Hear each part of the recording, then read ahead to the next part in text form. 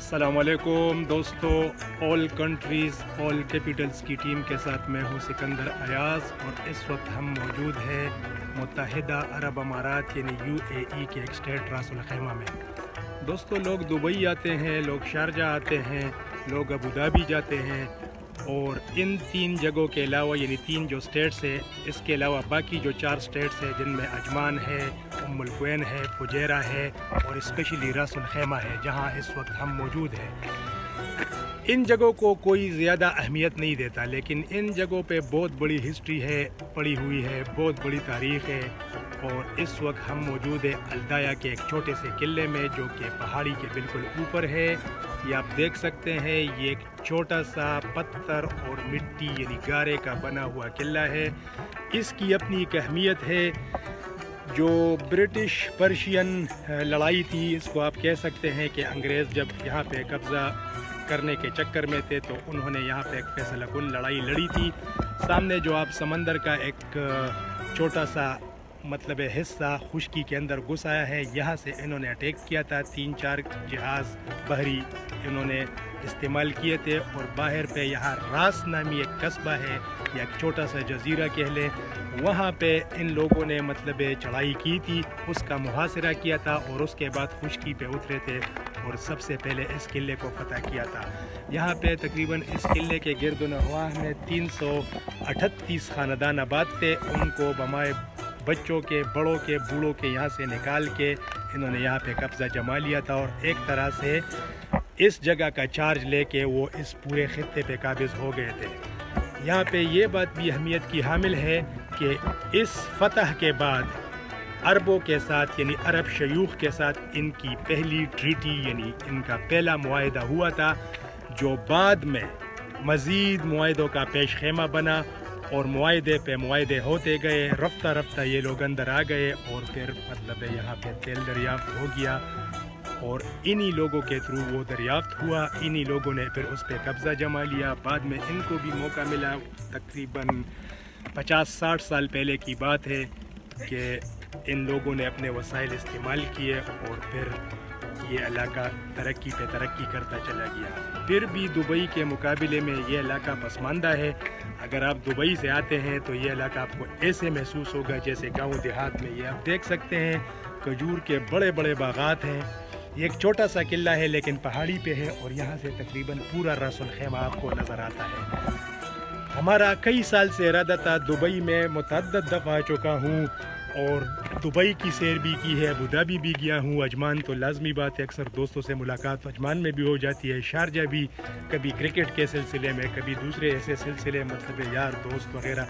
Dubai से अक्सर हमारा गुजरान होता है और यहाँ पे अक्सर व बेशतर हम स्टे भी करते रहते हैं। लेकिन मेरी 24-25 साल हिस्ट्री में कभी रास अल खैमा आने का इत्तेफाक नहीं हुआ था। आज हम रास अल खैमा आए थे और हमने सोचा कि आपको भी थोड़े रास अल खैमा की सैर कराते चले। हमारी जितनी भी वीडियोस होती हैं वो हम हमारे फेसबुक पेज पे जो इसका नाम है ऑल कंट्रीज़ ऑल कैपिटल्स, और वहाँ पे हम वो वीडियोस अपलोड करते रहते हैं।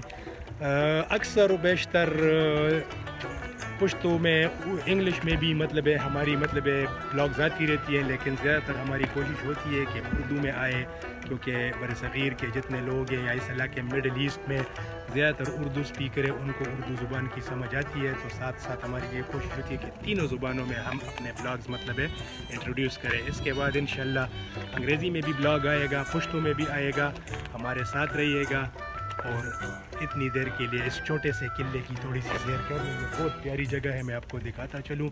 ये देखें, कच्चे दरवाजे हैं, ये सफियान है हमारे साथ, हमारे लोकल दोस्त, और यही हमें ड्राइव करके यहाँ पे लाए हैं। इनका भी पहला तजुर्बा है। ये आप देख लें, छोटा सा मतलब बुर्ज किले का, ये मिट्टी का यानी गारे का बना हुआ है और इस गर्मी में भी ये अच्छा शेल्टर यानी एक अच्छा तहफ़्फ़ुज़ फराहम करता है। ये बाएं तरफ का दरवाज़ा था और मैं आपको दाएं तरफ का दरवाज़ा भी दिखाता चलूँ। ये उधर जो आपको दूसरा बुर्ज नज़र आ रहा है, उससे जुनूबी तरफ की निगरानी भी होती थी और तहफ़्फ़ुज़ भी होता था, जबकि ये शुमाली बुर्ज है जिससे हमारे बहन पायर आए हैं।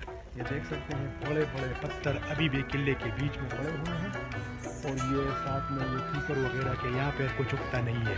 یہ صحرا ہے اور صحرا میں پہاڑ ہے. پہاڑ بھی آپ دیکھ سکتے ہیں بالکل چٹیل پہاڑ ہے اور ان پہاڑوں پہ کوئی سبزہ نہیں ہوتا. ان لوگوں کا گزر بسر کیسے ہوتا ہے؟ یہ کھجور کے باغات ہوتے ہیں. اس کے علاوہ یہ اونٹ پالتے ہیں. اونٹ پالنے کے شوقین ہیں. عرب جتنے شیوخ ہیں یہ اونٹ پال کر مطلب ہے اپنے شوق پورے کرتے ہیں. اونٹوں کی باقاعدہ منڈیاں لگتی ہے, ان کی ریسیں ہوتی ہیں ابوظہبی میں, علین میں ان کے اسپیشل میدان ہیں. یہ لوگ وہاں پہ جاتے رہتے ہیں اور ان کا جو مطلب ہے مشغلہ آپ کہہ سکتے ہیں, ان سب کے یہی مشغلے ہوتے ہیں. پیسوں کی بہتات ہو تو پھر سب کچھ ہو جاتا ہے. اس کے علاوہ یہاں پہ میں آپ کو ایک اور چیز بتاتا چلوں کہ ابوظہبی میں, دبئی میں, شارجہ میں جتنے بھی مزدور لوگ ہیں جو کہ ہندوستان, پاکستان, بنگلہ دیش, سری لنکا وغیرہ سے, فلپائن سے یہ لوگ ہیں, ان کی زندگی ٹھیک نہیں ہے. ان کی زندگی بڑی غربت میں گزرتی ہے. آپ یقین کریں ایک ایک کمرے میں 10 لوگ بھی رہتے ہیں جن کو صرف ایک ٹوائلٹ سرو کرتا ہے. یہی ان لوگوں کی زندگی ہے. بڑی محنت سے کماتے ہیں, بہت مشقت کرتے ہیں اور ان کا بڑا سخت گزران ہے.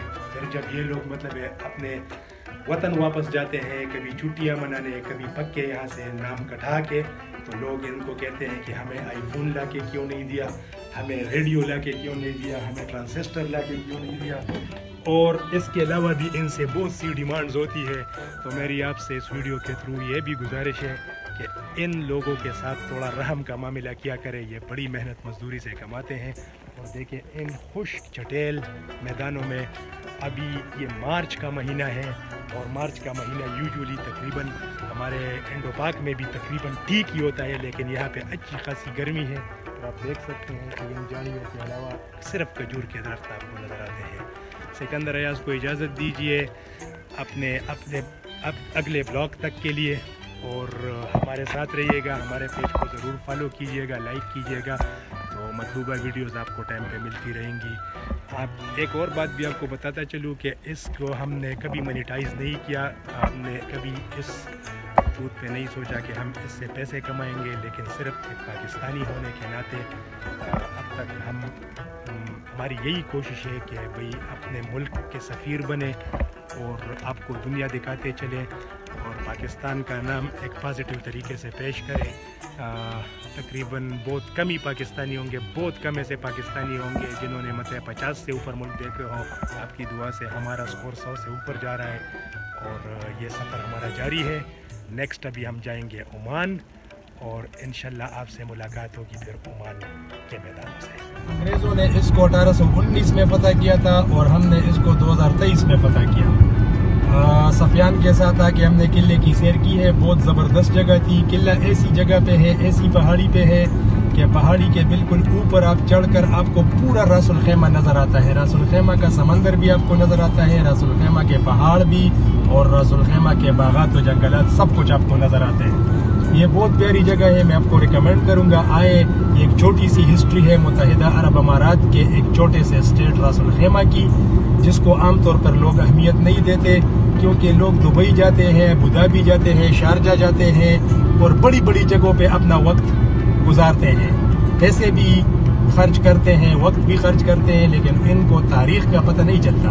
دبئی تو ایک کنکریٹ جنگل ہے جہاں پہ آپ کو بڑی بڑی بلڈنگز کے علاوہ اور بڑے بڑے مالز کے علاوہ کچھ نظر نہیں آتا. لیکن جب آپ دبئی سے مختلف سمت میں, مختلف اطراف میں, جیسے علین ہے, علین بہت پیاری جگہ ہے, پیسفل ہے, گاؤں جیسا ماحول ہے, بہت زبردست جگہ ہے, جہاں پہ شیوخ کے بڑے بڑے ابوظہبی کے شیوخ جو ہے نا ان کے بڑے بڑے محلات بھی ہیں جہاں پہ ان کے آبا و اجداد رہتے تھے.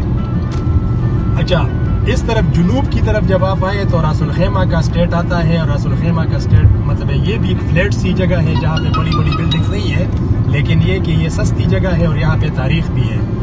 تو قلعے کی ہم نے آپ کو سیر کرا دی, ابھی ہماری واپسی ہے. اب انشاءاللہ ہم عجمان جائیں گے اور سفیان اس کے بعد عجمان سے سفیان مجھے ڈراپ کر کے جب دہلی جائے گا. اور کل کا ہمارا ارادہ ہے عمان کا. ہمارے ساتھ رہیے گا, ہم آپ کو نت نئی جگہوں کی سیر کراتے چلیں گے. بہت شکریہ, السلام علیکم.